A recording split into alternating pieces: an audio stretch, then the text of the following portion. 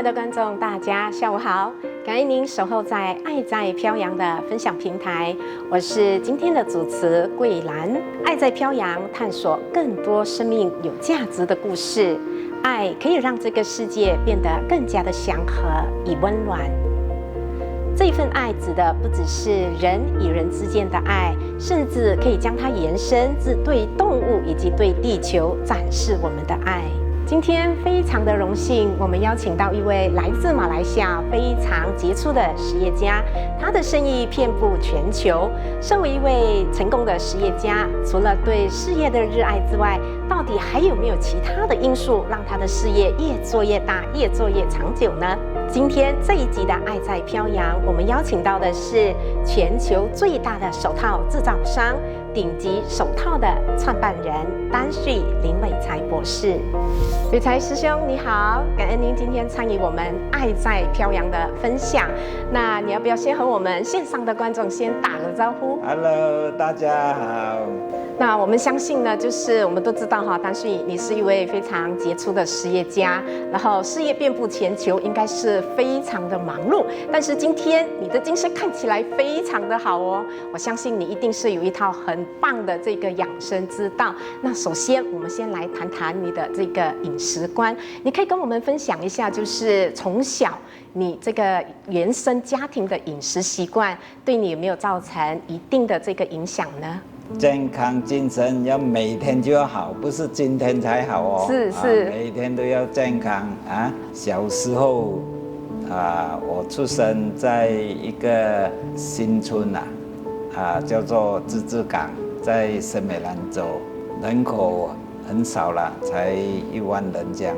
那时小就是在1958年出生63岁今年出生在小地方环境也不是很好了卫生的环境呢不是很好，吃的环境生活环境也是不是很好了，普通小时候父母亲是做塑胶的生意啦，有一点塑胶园，所以父母亲生活还差不多啦，吃的方面也差不多，但是以前知识不是很好，卫生健康的知识有限父母亲也念书才念小学，6年级都不到，所以他对身体健康吃的方面营养方面就没有这样好了。这样他煮什么比较多给你们？他在家里我们吃的是肉比较多咯，鸡肉啦、猪肉啦、鱼啦、虾啦，菜比较少。为什么会菜比较少呢？他们以为吃肉比较健康，比较有钱的他就吃肉，没有钱的他们的思想小地方就吃菜，其实是不对的，菜更健康，但是他们的知识不是很好，所以他们也没有读过科学或者是生理biology science 他们也没有念过，所以他对人的身体的构造也不是很熟了。这样他们身体的健康状态怎么样？因为知识很重要，所以他知识对健康不了解不懂，所以健康就不是很好了。这个好不好是看你比谁了，比现在当然比我们当然不，他们健康就不大好了。最重要的差别就是知识，健康的知识，那当时对人体的知识当时他们也没有像现在很多人有的三高问题他们就是很年轻，30多岁就糖尿病了。为什么会糖尿病呢？就是吃的方面营养方面不大了解，所以知识也不够，所以他吃很多肉鱼啦、虾啦、饭啦、糖啦、麦肉啦，吃得很胖。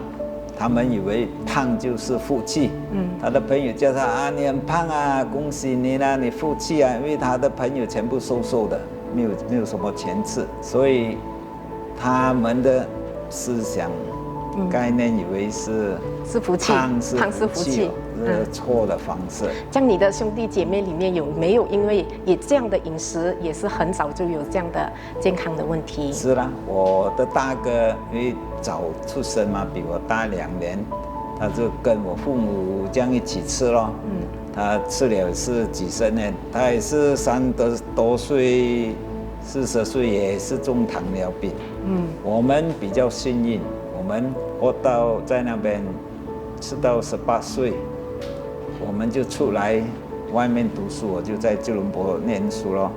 念书这样我们吃的都是杂饭啦，是菜比肉多。以前在家里吃肉啊，吃麦肉啊，牛油、面包、咖鸭，在家里每天就吃。一天喝几杯啊？麦肉麦肉啊，一天可以喝到5杯哦。他为什么会喝那么多？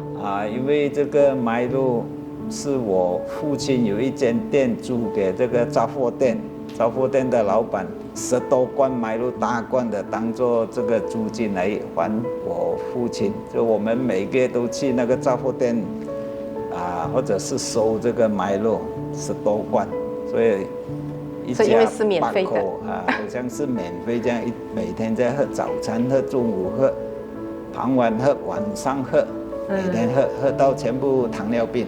所以这个也是因为知识不够，所以知识对人的健康很重要。是我们常听说哈，如果父母有这个三高的问题，那孩子也有三高哈，那就被称为是遗传。那我想呢，遗传这个字哈，应该是遗传自父母的这一个饮食习惯哈。那我听说你母亲呢，在中年过后呢，其实她也是一位素食者，而且素食了40几年哦。那她有没有尝试也改变你成为一位素食者呢？很多人误会，以为胖就是遗传，其实不是的。以前我的公太中过来，全部都是瘦的嘛，哪里会应该遗传是瘦的？所以很多人有错的概念，自己胖就讲遗传，一个忌口是很不对的。还有就是我母亲很早就吃素，应该30多岁就吃茹素但是他吃的是斋料他吃素是对的，但是他吃这些假肉假鱼假鸡肉就不健康，因为放了那个防腐剂是一种化学，它可以买放在冰橱那个冻结1个月、2个月、3个月都可以的所以很不健康。所以他叫我们吃，我们就看到哇，这些假肉假鱼又不是很好吃，又好像不健康，真肉真鱼不是煮来更好吃，所以我们就没有跟他吃素了。其实健康的这个素食就是要吃大量的新鲜的蔬菜还有水果那不应该吃斋料，因为斋料就是一个加工品。除了刚才丹心你说的那个调味料防腐剂之外，它含有很多可能不知名的这些化学物质那我听说您的儿子呢，15岁那一年就已经自己决定要茹素那当时你对他的这一个决定有一些怎么样的反应呢？那是他15岁，就是大概20年前，他跟我家师姐太太秀美师姐，他们就茹素我那时就是20年前，以为吃菜，吃菜好像不大健康不够营养，很多人的思想，一些迷思概念就是讲说吃蔬菜是不健康。我也是其中一个，好像普通人就普通生活了。但是你要活得更好、更健康，我们也是要有知识，要去想。你当时是有反对他吗？但是有一点反对啦，怕他们营养不够嘛。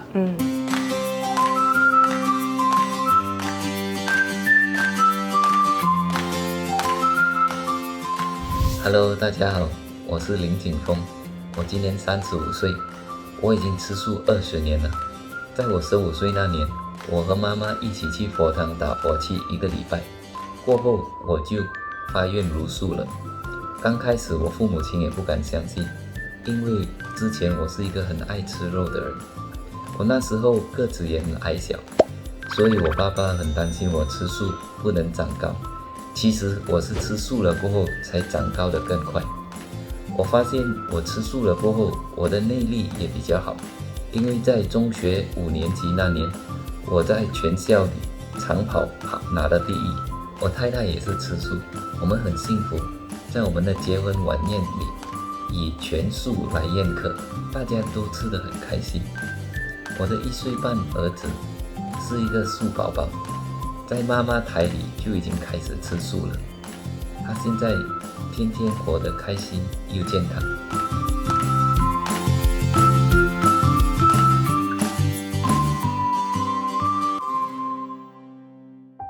但是他们坚持要吃素，所以 OK 啦，你吃素，我吃肉咯。各有各的想法嘛。以前，但是最后来到现在我就学到了他们做的是对的。这我3年前才茹素吃菜，为什么他们比较早学？我们是比较迟学到，但是还不错啦，迟好过没有啊。是所以我在研究，在我没有茹素之前，我在研究为什么吃素更健康。因为我们研究到，好像牛也吃草马，也吃草象牙，也吃菜，他们也是很大只他们的那个蛋白质 protein 也是很多很大只，牛马也跑得很快好像乌龟也是吃菜活得差不多200岁，哇，又强，乌龟也很长命象牙也是很大。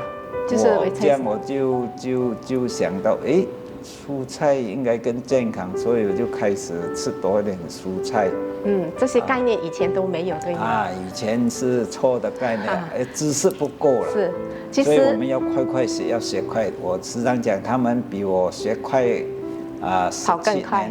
是，我这3年前我才开始学到，但是好过很多人还没有学到了，要快学那听说就是不止你母亲你在年轻的时候，不止母亲你的儿子甚至就是你的太太本身也是一个素食者那你们太太是你最亲的人嘛，每天都会一起见面吃饭那为何她也没有办法影响到你呢？也是一样咯，因为我们以为这个吃肉比较健康，营养比较好，也是错的当时他没有茹素吃素之前，我们是一家吃饭是3肉1菜，当他茹素的时候就3菜1肉了。刚开始一点不习惯，但是过后认为到没有问题就随和他们好的东西我们要学快一点。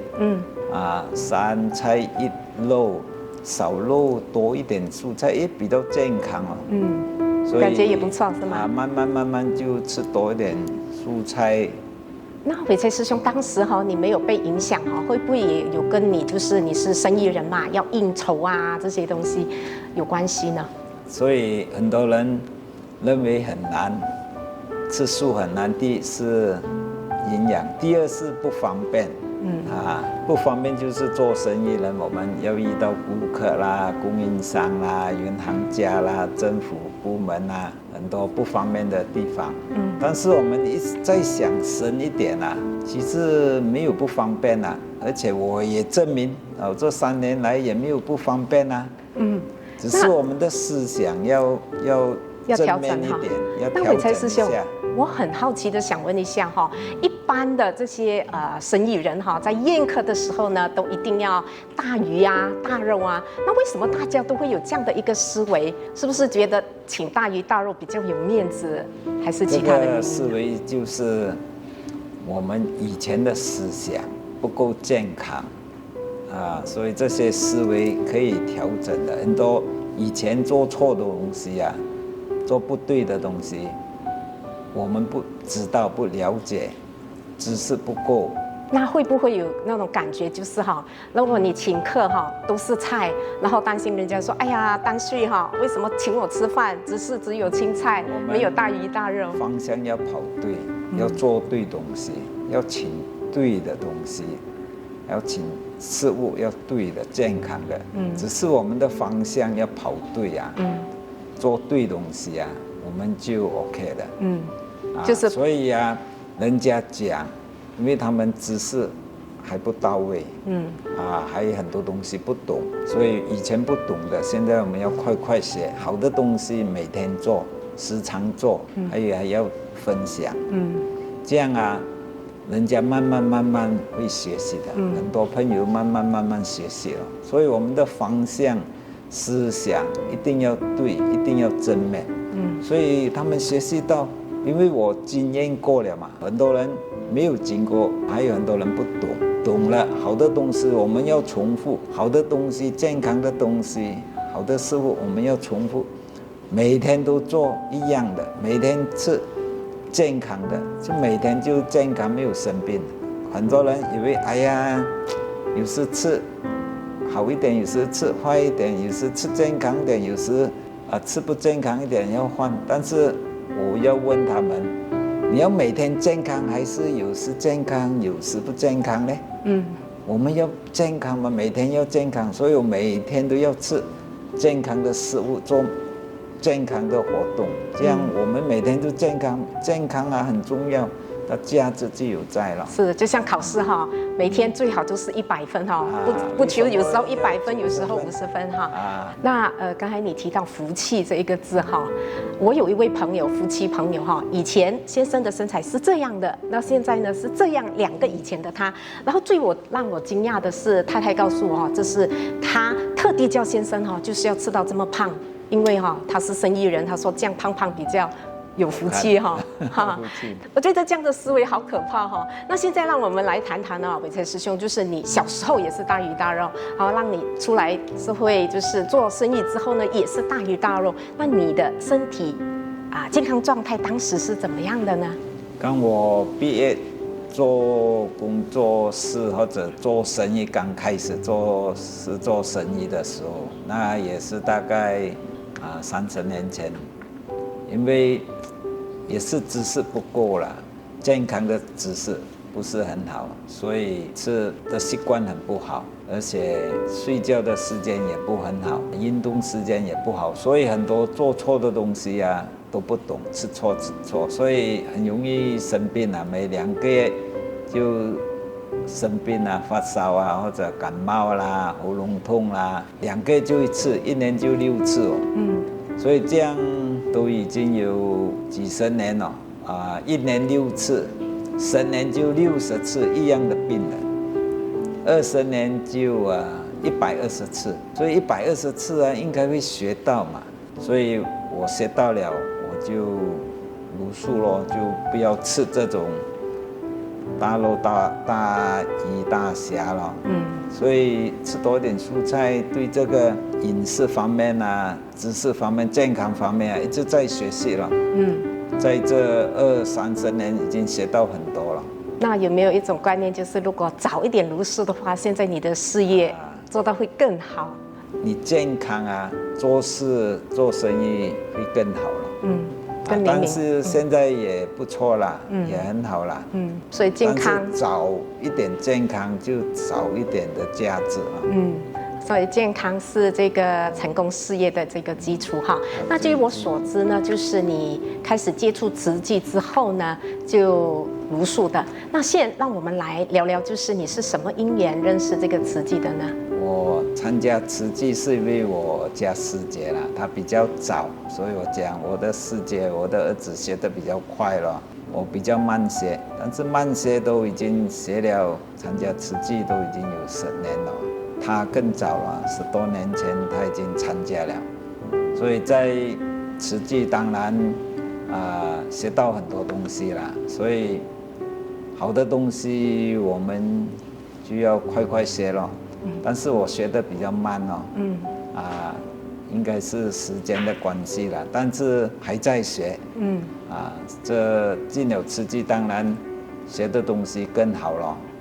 在饮食方面啊，在工作方面啊，在这个生意方面都好。当然饮食方面好，就是慈济的活动，参加慈济就鼓励吃素嘛，茹素嘛，所以我们的生活就吃素的比较多了。在工作生意方面，慈济叫我们做好事，做多好的东西，所以我们在慈济也学到很多好的东西啊。最基本的就是诚正信实的去做事、做人、做生意。我们做生意要老老实实去做了，所以在慈济就学到很多好的东西，就从慈济那边好的东西，我们快学在我们的工作，在我们的公司也照做了。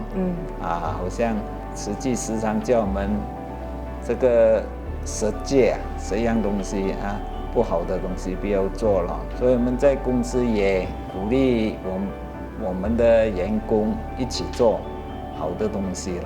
这样你的太太呢，她可以说是你生命中的贵人哈，给了你一把就是健康钥匙，通往这个健康之门哈。